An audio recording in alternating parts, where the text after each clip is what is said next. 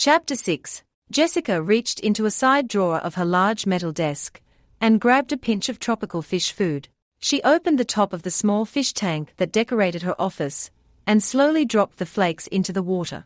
Well, little fishes, that was a complete disaster, wasn't it? The fish popped eagerly at the food floating on the top of the water, making no effort to agree or disagree. David's secretiveness had been gnawing at Jessica since the day she had met him, and she had thought that taking him to the club meeting might just get him to relax a little. She hadn't expected the reaction that he received from the club members, and she was positively going to kill club president Bill Preston. In all the years she had attended the club meetings, he had never grilled a guest about his intentions, not once. Then, she fumed, Kevin had to show up and make an ass out of himself. Of all of the inconsiderate things he could possibly do, he showed up when she was with David and sat right down next to her. Kevin treated her like his girlfriend. While her eyes carefully studied her fish searching eagerly for more food, Jessica pondered Kevin's appearance at the meal.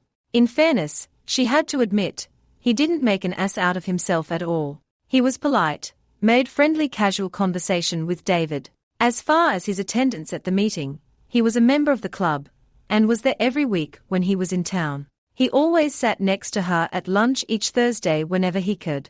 No, Jessica thought, there was nothing wrong with Kevin's behavior at all. So why was she so upset that he had shown up? The realization hit Jessica hard.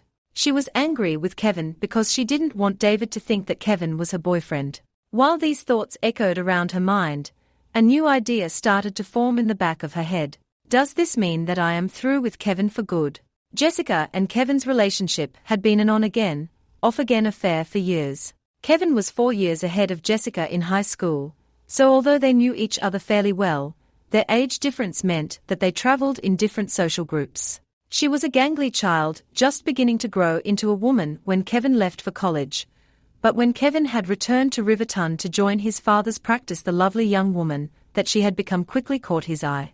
Kevin and Jessica made it clear to each other early in their relationship that they were not looking for marriage. Kevin was up to his eyeballs in work, and Jessica was busy trying to raise Philip and working 50 to 60 hours a week herself. It was understood that they were each free to date other people, although Jessica never had.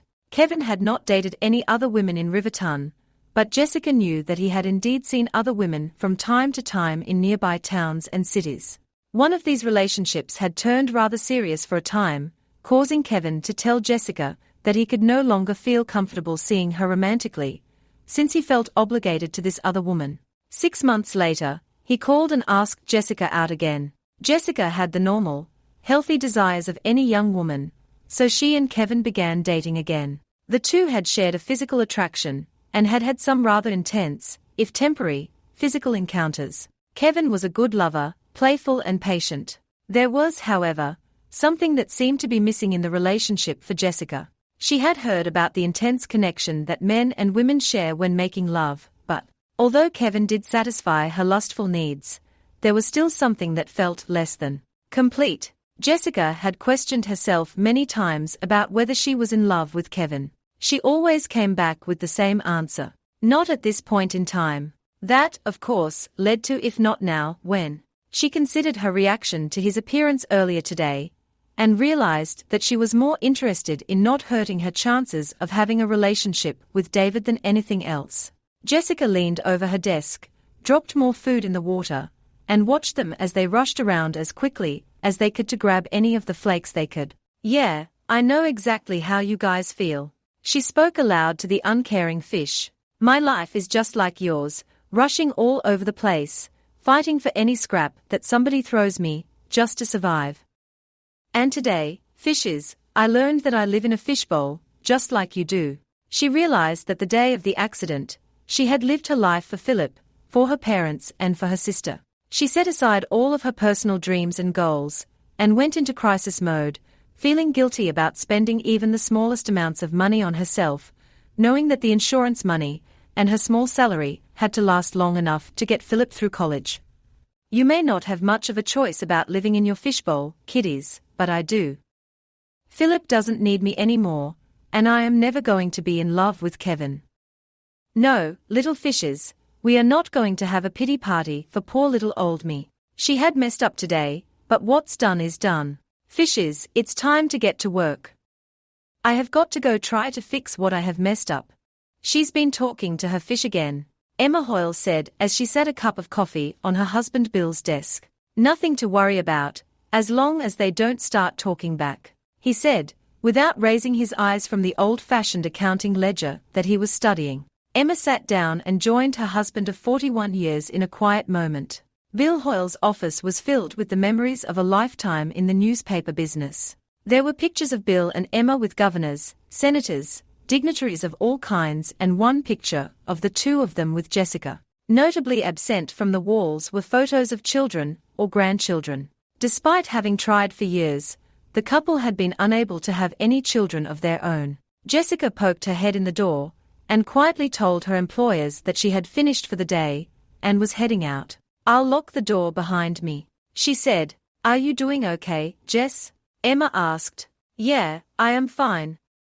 Actually, I am doing pretty well. I just have to go try and fix something I broke earlier. Thanks for asking, though. Good night. I will see you in the morning," she said, ducking out before Emma had a chance to ask the question that was on her lips. When they heard the tinkle of the bells that were tied to the front door, Bill shut the ledger, grabbed the cup of cooling coffee, and leaned back in his chair. "You know, Emma, it's getting to be time," he said. "I don't want to push you or anything, but if we are going to do this, it will work out best to get it done this year."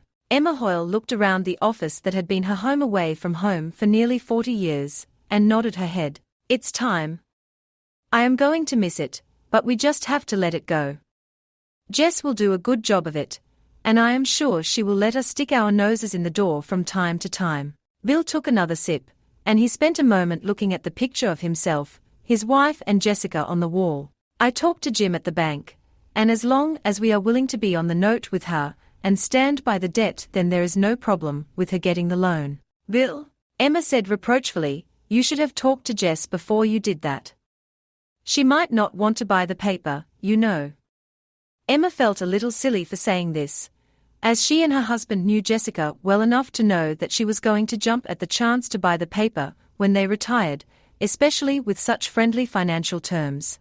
"Just covering all of my bases," Bill said with a knowing smile. No need, he thought to himself, to share the conversation that recently had with Kevin DeWitt. Do it, she thought. Get out of the car, walk up the steps, and... What?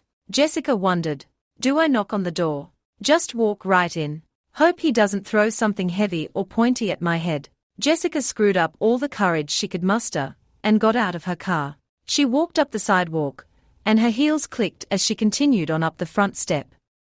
One problem was easily solved for her, she thought wryly, as she noticed that the front door of the house was missing. Large arrays of dusty wheel tracks were running all around the porch.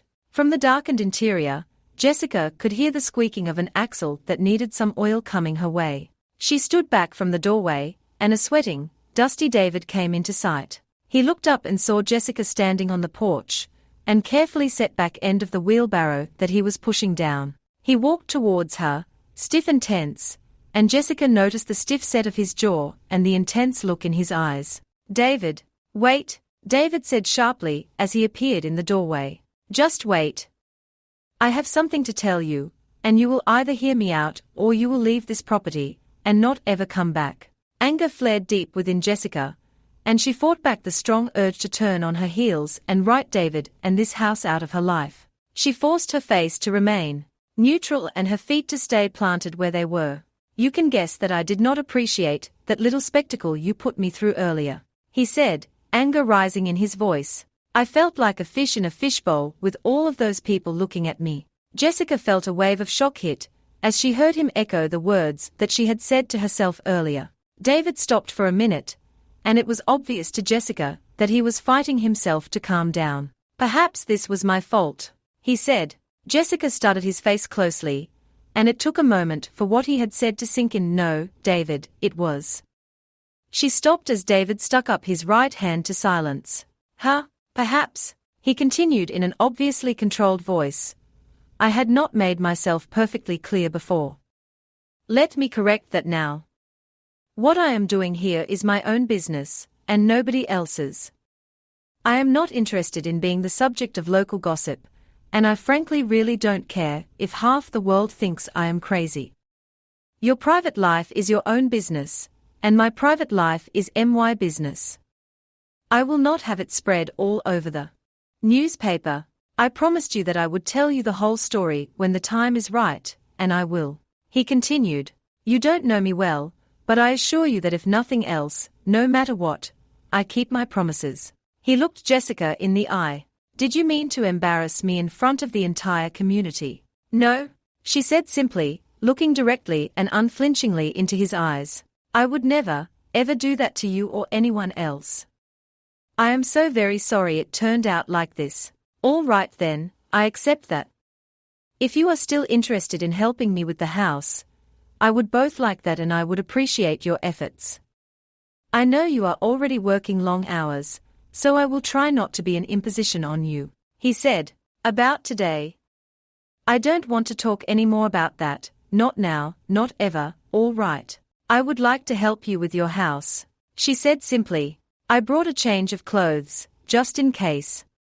Let me go grab them so we can get to work. As she was walking back to her car, she started thinking about what had just transpired. Again, when dealing with David, things hadn't gone as planned. He had an odd way about him, and he dealt with problems and situations completely differently than she would, but he seemed to be honest and concerned about doing what was right. For now, she thought as she grabbed her work clothing from the hatchback of her car, it was time to get to work.